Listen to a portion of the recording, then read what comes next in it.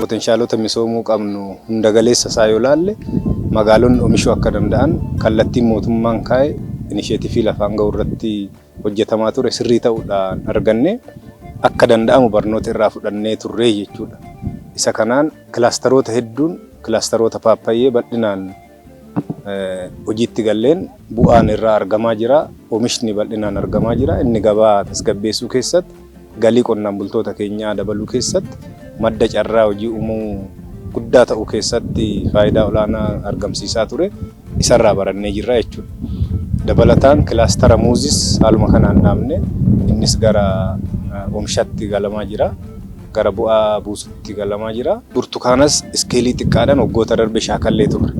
Sitiresiiwwan magaalaa Adaamaatti akkamtu ta'a kan jedhu shaakala gooneen akka danda'amu hubanneerra. Gaara keessatti iddoo biyyee nyaatamaatti dhaabneen akka danda'amuu fi biyyoon Adaamaa sitiresiidhaaf mijataa ta'uu erga hubanneen booda bara kana immoo caalmadhaan isa ceesisuu akka qabnu irratti karoorfannee akka magaalaatti hojjetaa jirru jechuudha.